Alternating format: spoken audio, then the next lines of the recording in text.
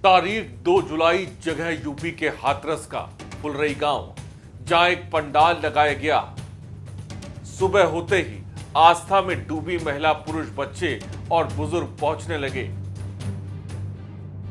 जो यूपी, राजस्थान, मध्य प्रदेश, उत्तराखंड के तमाम जिलों से आए थे।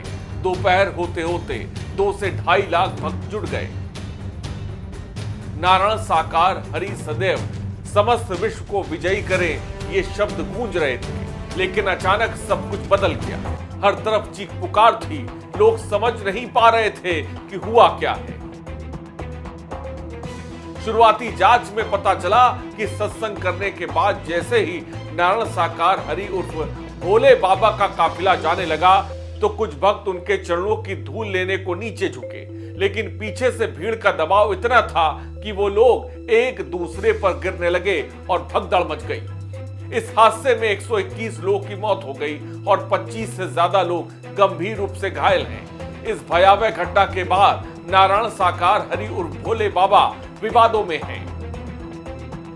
सिपाही सूरजपाल सिंह से नारायण साकार हरि उर्फ भोले बाबा, जो काली चाय पिलाकर भक्तों के कष्टों को दूर करने का दावा करते हैं।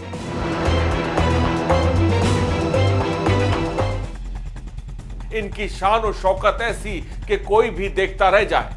अंदाज शाही सूट बूट पहनकर चांदी के सिंहासन पर बैठकर प्रवचन देते, साथ में उनकी पत्नी भी बैठती है। लेकिन यह पहली बार नहीं है जब कोई बाबा विवादों में आया है। पहले भी कई बाबा विवादों में आए हैं, जिन पर बेशर्मी, चोरी, रेप, शोषण, अय्याशियों में डूबे रहने के आरोप लगे, जिनकी करतूत देखकर विश्वास की डोर टूटती है। आज ऐसे बाबाओं की फहरिस्त पर एक नजर डालते हैं। सबसे पहले बात गुरमीत राम रहीम की, जिसे साल 2017 में रेप केस में सजा सुनाई गई। रोहतक की सुनारिया जेल में बंद गुरमीत राम रहीम पर आश्रम में साधुओं की जबरन नसबंदी कराने, साल 2002 में साधुओं के यौन शोषण के आरोप थे। इसके फॉलोअर इतने थे कि जब उसकी गिरफ्तारी हुई तो पंचकुला में दंगे भड़क गए, जिसमें 38 लोगों की जान चली गई। नाबालिग से रेप केस में दोषी राजस्थान की जोधपुर जेल आसाराम बापू के एक जमाने में अंध भक्तों की भरमार थी। इन पर आश्रम में बच्चियों से यौन शोषण और महिलाओं से रेप के आरोप लगे। तंत्र मंत्र और बलि देने के नाम पर बच्चों की हत्या, जमीन हड़पने के भी कई मामले दर्ज किए गए। आसाराम का बेटा नारायण साई अपने पिता से कम नहीं, सूरत की 2 बहनों से यौन शोषण, आसाराम के केस से जुड़े गवाहों की हत्या, आश्रम के नाम पर सरकारी जमीन हड़पने के आरोप लगे। हरियाणा का रामपाल, जो पढ़ लिख कर सिंचाई विभाग में जूनियर इंजीनियर बना, बाद में संन्यास ले लिया और लोगों को उपदेश देने लगा। कई आश्रम बन गए।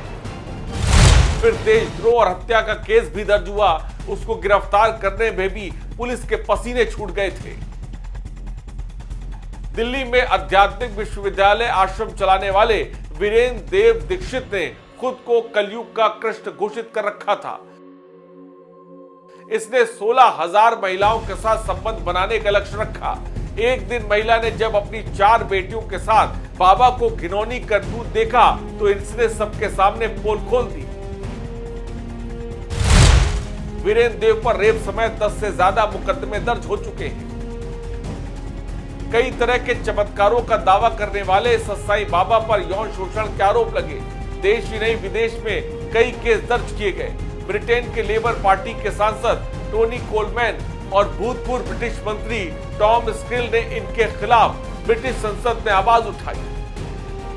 शनिधाम के संस्थापक दाती महाराज पर एक 25 वर्षीय शिक्षा से रेप का आरोप लगा।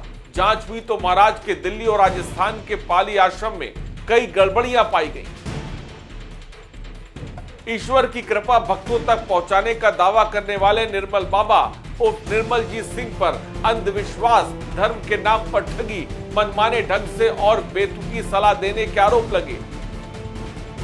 करोड़ों रुपए के मालिक ये बाबा ईंट भट्टे से लेकर कई और व्यापार कर चुका है। हरियाणा में धर्म के नाम पर लोगों को बेवकूफ बनाने वाले कथित धर्म गुरु जलेबी बाबा पर 90 से ज्यादा महिलाओं से रेप करने का आरोप लगा। अपने कपड़ों, अपने सत्संग करने के तरीकों से चर्चा में रहने वाली सुखविंदर कौर उर्फ राधे मां ने 17 साल की उम्र में शादी करने के बाद अध्यात्म की ओर रुख किया। अपनी विवादित व्यवहार के चलते सार्वजनिक रूप से मार खा चुके ओम बाबा उर्फ विवेकानंद झा, जिन पर साइकिल चोरी से लेकर कई आपराधिक घटनाओं के आरोप लगे। नोएडा के शराब और रियल एस्टेट कारोबारी सचिदानंद गिरी उर्फ सचिन दत्ता, जिसको निरंजनी अखाड़े का महामंडेश्वर बनाया गया, वो भी विवादों में खड़ा हो गया। ये लिस्ट बहुत लंबी है। बाबा तो अपने धर्म का धंधा चलाएंगे, लेकिन कौन सही है, कौन अधर्मी है, इस बात को लेकर हमें सतर्क रहना है कि हम उनके झांसे में ना आए।